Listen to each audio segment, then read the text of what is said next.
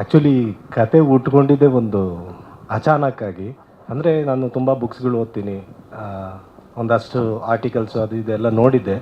ಎಲ್ಲೋ ಒಂದು ಕಡೆ ಈ ಮಹಿಳಾ ಅಗೋರಿ ಇದ್ದಾರೆ ಅನ್ನೋದು ಒಂದಷ್ಟು ನನಗೆ ಮೈಂಡಲ್ಲಿತ್ತು. ಫಸ್ಟ್ ಟೈಮು ನಾನು ಯಾವುದೋ ಒಂದು ಮಲ್ಲೇಶ್ವರಂಗೆ ಹೋಗ್ತೀನಿ, ಒಬ್ಬ ನಿರ್ಮಾಪಕರನ್ನ ಭೇಟಿಯಾಗೋಕ್ಕೆ. ಅವರು ಒಂದಷ್ಟು ಕತೆ ಎಲ್ಲ ಹೇಳಿ ಈ ರೀತಿ ಮಾಡಿಕೊಡ್ಬೇಕು ಅಂತಾರೆ. ಮಾಡಾದ್ಮೇಲೆ ಅಲ್ಲೇನಾಗುತ್ತೆ, ನನಗೆ ಯಾಕೋ ಆ ಪ್ರೊಡ್ಯೂಸರ್ ಹತ್ರ ವರ್ಕ್ ಮಾಡೋಕ್ಕೆ ಇಷ್ಟ ಆಗಲ್ಲ. ಆಮೇಲೆ ಏನು ಮಾಡ್ತೀನಿ, ಇದಕ್ಕಿದ್ದಂಗೆ ಈಚೆ ಬಂದುಬಿಟ್ಟು ನನಗೆ ಯಾದವ್ ಸರ್ ಟಚಲ್ಲಿ ಇರ್ತಾರೆ ಯಾವಾಗಲೂ. ಸೊ ಅವ್ರಿಗೆ ಫೋನ್ ಮಾಡಿದೆ, ಸರ್ ಈ ರೀತಿ ಮಾತಾಡಬೇಕಾಗಿತ್ತು ನಿಮ್ಮ ಹತ್ರ ಅಂತಂದಾಗ ಸರ್ ಹೇಳಿದ್ರು, ಯಾದವ್ ಸರ್, ಶ್ರೀಜಯ್ ಅವರೇ ನಾವು ಒಂದು ಕತೆ ಹುಡುಕ್ತಾ ಇದ್ದೀವಿ, ನೀವು ಮನೆ ಹತ್ರ ಬಂದುಬಿಡಿ ಅಂತ ಅಂದರು. ನಾನು ಸರಿ ಸರ್ ಆಯಿತು ಬರ್ತೀನಿ ಅಂತಂದೆ. ಈಗಲೇ ಬರಲ್ಲ ಅಂತಂದೆ. ಬೇಡ ಬೇಡ, ನೀವೊಂದು ಕೆಲಸ ಮಾಡಿ, ನಾವು ಈಗ ಮಂಗಳೂರಿಂದ ಹೊರಟಿದ್ದೀವಿ, ನೀವು ಸೀದಾ ಡಾಲರ್ಸ್ ಕಾಲೋನಿ ಮನೆ ಹತ್ರ ಬಂದುಬಿಡಿ ನಾಳೆ ಅಂತಂದರು. ನೆಕ್ಸ್ಟ್ ಡೇ ಹೋದೆ. ನಾನು ಅಂದ್ಕೊಂಡೆ ಬೇರೆ ಯಾರೋ ಹೀರೋ ಇರ್ಬೋದು, ಬೇರೆ ಯಾರಿಗೋ ಏನೋ ಕತೆ ಹುಡುಕ್ತಾ ಇದ್ದಾರೆ ಅಂತ. ಆಮೇಲೆ ಸರ್ ಹೇಳಿದ್ರು, ಇಲ್ಲ ಮೇಡಮ್ನೇ ಇಟ್ಕೊಂಡು ನೀವು ಒಂದು ಕಾನ್ಸೆಪ್ಟ್ ಮಾಡಬೇಕು ಅಂತ ಅಂದರು. ನೈಟ್ ಫೋನ್ ಮಾಡಿದಾಗ ಸರಿ ಸರ್ ಆಯಿತು ಅಂತ ಅಂದ್ಬಿಟ್ಟು, ನನ್ನ ಹತ್ರ ಫೀಮೇಲ್ ಓರಿಯೆಂಟೆಡ್ ಕತೆ ಇಲ್ಲ, ನಿಮಗೆ ಗೊತ್ತು ನಾನು ಆರ್.ಎಕ್ಸ್ ಸೂರಿ ಮಾಡಿದ್ದೆಲ್ಲ ಒಂದು ರೌಡಿಸಮ್ಮು, ರಾ ಸಬ್ಜೆಕ್ಟು, ಒಂದು ಬೇರೆ ಥರನೇ ಇರಲಿ ಅಂತಂದು. ಫೀಮೇಲ್ ಓರಿಯೆಂಟೆಡ್ದು ಏನು ಮಾಡೋದು, ಏನು ಮೇಡಮ್ ಅಂತಂದರೆ ನಮಗೆ ಮೈಂಡಿಗೆ ಬರೋದು ಫೀಮೇಲ್ ಓರಿಯೆಂಟೆಡ್ ಅಂತ. ಸರಿ, ಆಮೇಲೆ ಏನು ಮಾಡಿದೆ, ಯೋಚನೆ ಮಾಡಿ ಜಸ್ಟ್ ಅಲ್ಲೇ ಒಂದು ನೈಟೇ ಒಂದು ಔಟ್ಲೈನ್ ರೆಡಿ ಮಾಡಿಕೊಂಡೆ ಸರ್. ರೆಡಿ ಮಾಡ್ಕೊಂಡು ಏನು ಮಾಡಿದೆ, ಟಕ್ ಅಂತ ನಾನು ಸಾರಿಗೆ ಫೋನ್ ಮಾಡಿದೆ. ಬಂದಾಗ ಆವಾಗ ಪರಿಚಯ ಆಗಿದ್ದು ನನಗೆ ರವಿ ಸರ್. ಮನೇಲೇ ಪರಿಚಯ ಆದರು.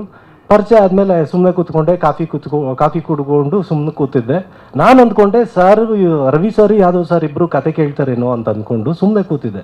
ಸರ್ ಸ್ಟಾರ್ಟ್ ಮಾಡಲ ಸರ್, ಹೇಳಲ್ಲ ಸರ್, ಇಲ್ಲ ವೆಯ್ಟ್ ಮಾಡಿ ಅಂದರು.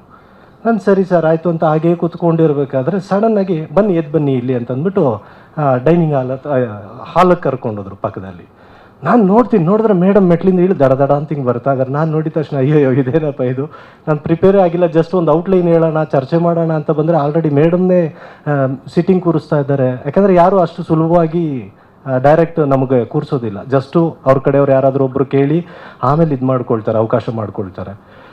ಸರಿ ಆಯಿತು, ಎದುರುಗಡೆ ಕೂತ್ಕೊಂಡ್ರು. ನಾನು ಮೇಡಮ್ ಹತ್ರ ಫಸ್ಟ್ ಟೈಮ್ ನೋಡಿದ ತಕ್ಷಣ ಮೇಡಮ್ಗೆ ಹೇಳಿದೆ, ಮ್ಯಾಮ್ ಅಂತಂದ್ಬಿಟ್ಟು ಒಂದಷ್ಟು ಹೇಳಿದ ತಕ್ಷಣ ಇಲ್ಲ ನನಗೆ ಏನಾದ್ರು ಒಂದು ಎಕ್ಸ್ಟ್ರಾಡಿನರಿ ಆಗಿದ್ದರೆ ಮಾತ್ರ, ನನಗೆ ಇದೆಲ್ಲ ನಾರ್ಮಲ್ ಥರ ಆಗೋಯ್ತು. ಹಾರರ್ ಇತ್ತು, ಅದರಲ್ಲೂ ಹಾರರ್ ಕಂಟೆಂಟೇ, ಯಾಕಂದರೆ ಮೇಡಮ್ಗೆ ಹಾರರ್ ಇಷ್ಟ ಅನ್ನೋದು ಯಾರೋ ಒಂದು ಇಂಟು ಕೊಟ್ಟಿದ್ರು ನನಗೆ. ಹಾಗಾಗಿ ಹಾರರ್ನೇ ಮಾಡ್ಕೊಂಡು ಹೋಗಿದ್ದೆ, ಹಾರರ್ ಕಾನ್ಸೆಪ್ಟು. ಆಮೇಲೆ ಅದು ಆಗಲಿಲ್ಲ. ಆಮೇಲೆ ರವಿ ಸರ್ ಎದ್ದು ಬಂದ್ಬಿಟ್ಟು, ಸರಿಯಪ್ಪ ನೀವು ನೋಡಿ ಆಯಿತು ಅಂತಂದರೆ ಮಾಡ್ಕೊಂಬನ್ನಿ, ಒಂದು 10 days ನೋಡಿ ಗ್ಯಾಪಲ್ಲಿ ನೀವು ಮಾಡ್ಕೊಂಬನ್ನಿ. ಯಾಕಂದರೆ ಬೇರೆ ಡೈರೆಕ್ಟರ್ಸ್ಗಳು ಸಿಕ್ಕಾಪಟ್ಟೆ ಜನ ಫಾಲೋಅಪ್ಪಲ್ಲಿದ್ದರು. ಯಾಕೆಂದರೆ ನಾವೆಲ್ಲ ಪ್ರತಿಯೊಬ್ಬರು ನಿರ್ದೇಶಕರು ಪ್ರೊಡ್ಯೂಸರ್ಸ್ಗಳಿಗೋಸ್ಕರ ಸ್ವಲ್ಪ ಅಲ್ಲಿ ಇಲ್ಲಿ ಸರ್ಚ್ ಮಾಡ್ತಾ ಇರ್ತೀವಿ. ಇಂಥ ಒಂದು ಒಳ್ಳೆ ಸದುಪಯೋಗ ನಾನು ಉಪಯೋಗಿಸ್ಕೊಳ್ಳಿಲ್ಲ ಅಂತಂದರೆ ಇಂಥ ಅವಕಾಶನ ಏನು ಮಾಡೋದು ಅಂತ ಅಂದ್ಕೊಂಡು, ಸರ್ ಅವತ್ತೇ ಇಮಿಡಿಯೇಟು ಸರ್ ಹತ್ರ ಹೇಳ್ಬಿಟ್ಟೋದೆ, ಸರ್ ನನಗೆ ಒಂದು 10 ದಿನ ಟೈಮ್ ಕೊಡಿ, ನಾನು ರೆಡಿ ಮಾಡ್ಕೊಂಡು ಬರ್ತೀನಿ ಅಂತ. ನೀವು ನಂಬಲಿಕ್ಕಿಲ್ಲ, ನಾನು ಅವತ್ತು ಇವ್ರ ಮನೆಯಿಂದ ಹೋದವನು ರಾತ್ರಿ 10:30ವರೆಗೂ ಇವ್ರ ಮನೆ ಕಾರ್ನರಲ್ಲೇ ನಿಂತ್ಕೊಂಡೇ ಇದ್ದೆ ಅಲ್ಲೇ.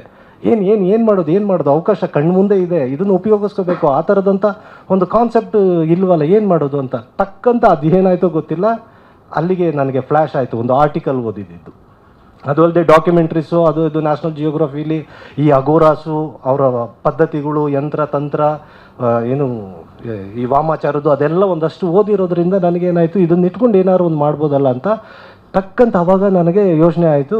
ಇದನ್ನ ಇಟ್ಕೊಂಡು ಮೇಡಮ್ನು ಫೀಮೇಲ್ ಅಗೋರ ಇಟ್ಕೊಂಡು ತೋರಿಸೋದು ಇಮಿಡಿಯೇಟ್ ಟಕ್ಕಂತ ಮೈಂಡಿಗೆ ಬಂದಿದ್ದು. ನೆಕ್ಸ್ಟು ರಮೇಶ್ ಸರ್ ಈ ಥರ ಇಟ್ಕೊಂಡು ಮಾಡ್ತು ಅಂತಂದರೆ ಹಿಂಗೆ ಈ ರೀತಿ ವರ್ಕೌಟ್ ಆಗುತ್ತೆ ಅಂತ ಅಂದ್ಬಿಟ್ಟು ಏನು ಮಾಡಿದೆ, ನಾನು ಆ್ಯಕ್ಚುಲಿ ಜಸ್ಟ್ ಔಟ್ಲೈನ್ ಮಾಡ್ಕೊಂಡು ಹೋದರೆ ಯಾವುದೂ ವರ್ಕ್ ಆಗೋಲ್ಲ. ವಿತ್ ಸ್ಕ್ರೀನ್ ಪ್ಲೇ ಡೈಲಾಗ್ ಸಮೇತ ಒಂದಷ್ಟು ಇನ್ಪುಟ್ಸ್ಗಳು ತೊಗೊಂಡು ಹೋದರೆ ಖಂಡಿತ ಇದು ವರ್ಕ್ ಆಗುತ್ತೆ ಅಂತ ಅಂದ್ಬಿಟ್ಟು ಹೇಳಿ ಏನು ಮಾಡಿದೆ, 10 ದಿನ ಆಯಿತು, 12 ದಿನ ಆಯಿತು, 15 ದಿನ ಆಯಿತು. 15 ದಿನ ಆದಮೇಲೆ 16ನೇ ದಿನಕ್ಕೆ ನಮ್ಮ ಸಾರ್ಗೆ ಕಾಲ್ ಮಾಡಿದೆ, ರವಿ ಸಾರ್ಗೆ ಕಾಲ್ ಮಾಡಿದ ತಕ್ಷಣ, ಜೈ ನೀವು ಕೇಳಿದ್ದು 10 ದಿನ, ಆಲ್ರೆಡಿ ನಾನು ಬೇರೆ ಡೈರೆಕ್ಟರ್ ಜೊತೆ ಟೈಅಪ್ ಆಗಿದ್ದೀನಿ ಅಂತಂದರು. Okay sir, thank you sir, ಪರವಾಗಿಲ್ಲ ಸರ್ ಅಂತ ಅಂದ್ಬಿಟ್ಟು ಹೇಳಿ ಫೋನ್ ಇಟ್ಟು 10 ನಿಮಿಷಕ್ಕೆ ಮತ್ತೆ ರವಿ ಸರ್ ಕಾಲ್ ಮಾಡಿದ್ರು. ಕಾಲ್ ಮಾಡಿಬಿಟ್ಟು ಏನು ಕಂಟೆಂಟ್ ರೆಡಿ ಮಾಡ್ಕೊಂಡಿದ್ದೀರಾ ಅಂತ ಕೇಳಿದ್ರು. ಸರ್ ಅದು ಬಾಯಲ್ಲಿ ಹೇಳೋಕ್ಕಾಗಲ್ಲ, ನೀವು ದಯವಿಟ್ಟು ಎದುರುಗಡೆ ಸಿಗೋಕ್ಕಾಗತ್ತಾ ಅಂತಂದೆ. ಸರಿ ನಾಗರಬಾವಿ ಹತ್ರ ಬಂದುಬಿಡಿ ಅಂತ ಹೇಳಿದ್ರು. ಅಲ್ಲೊಂದು ಜಾಗ ಇತ್ತು, ಅಲ್ಲಿ ಭೇಟಿಯಾಗಿ ಜಸ್ಟ್ ಒಂದು 6 ಸೀನ್ ಅಷ್ಟೇ ಸರ್ ನಾನು ಹೇಳಿದ್ದು. 6 ಸೀನ್ ಹೇಳೋ ಅಷ್ಟಲ್ಲೇ ಒಂದೇ ಒಂದು ನಿಮಿಷ ರೀ ನೀವೇನು ಬೇಜಾರು ಮಾಡ್ಕೊಳ್ಳಲ್ಲ, ಆದರೆ ರೆಕಾರ್ಡ್ ಮಾಡ್ಕೊಳ್ಳ ಅಂತಂದರು. ಟೋಟಲ್ ಕತೆನೇ ರೆಕಾರ್ಡ್ ಮಾಡ್ಕೊಳ್ತಾ ಇದ್ರು. ನಮಗೆಲ್ಲೋ ಪಕ್ಕ ಸಡನ್ನಾಗಿ ಏನು ಮಾಡಿದ್ರು, ಮೊಬೈಲ್ ತೆಗೆದು ಶೋಲ್ಡ್ರಲ್ಲಿ ಇಟ್ಕೊಂಡು ನೀವು ಹೇಳ್ತಾ ಹೋಗಿ ನಾನು ಇದನ್ನ ಮೇಡಮ್ ಕೇಳಿಸ್ತೀನಿ ಅಂದರು. ಯಾಕಂದರೆ ಆಲ್ರೆಡಿ ಒಂದು ಅವಕಾಶ ನಾವು ಕಳ್ಕೊಂಬಿಟ್ಟಿದ್ವಿ, ಮೇಡಮ್ ಮುಂದೆ ಕೂತ್ಕೊಳ್ಳೋ ಅಂಥ ಅವಕಾಶ ಕೊಟ್ಟಾಯಿತು. ಅವರು ಮತ್ತೆ ಕೊಡ್ತಾರೋ ಇಲ್ವೋ ಅಂತ ಎಲ್ಲ ಹೇಳಾದ್ಮೇಲೆ ಸರ್ ಫುಲ್ಲು ರೆಕಾರ್ಡ್ ಮಾಡಿದ್ರು. ಅವತ್ತು ನೈಟೇ ಮೇಡಮ್ ಕಡೆಯಿಂದ ನನಗೆ ಕಾಲ್ ಬಂತು, ನಾಳೆ ಬೆಳಗ್ಗೆ 10 ಗಂಟೆಗೆ ನೀವು ಮನೆ ಹತ್ರ ಬನ್ನಿ ಅಂತ. ಇಲ್ಲಿಂದ ಸ್ಟಾರ್ಟ್ ಆಗಿದ್ದ ಜರ್ನಿ ಇಲ್ಲಿವರೆಗೂ ಬಂದು ಕೂರಿಸಿದೆ. ಸ್ವಾದಿಷ್ಟತೆಯ ಸ್ವಾದ, ತಾಜಾತನದ ಆಹ್ಲಾದ, ಉತ್ತಮ ಆರೋಗ್ಯ ಮತ್ತು ಹೆಚ್ಚಿನ ರೋಗ ನಿರೋಧಕ ಶಕ್ತಿಯ ವೃದ್ಧಿಗೆ ಈಗ ನಿಮಗೆ ಸಿಗುತ್ತಿದೆ ಉತ್ತಮ ಗುಣಮಟ್ಟದ ಪೌಷ್ಟಿಕಾಂಶ.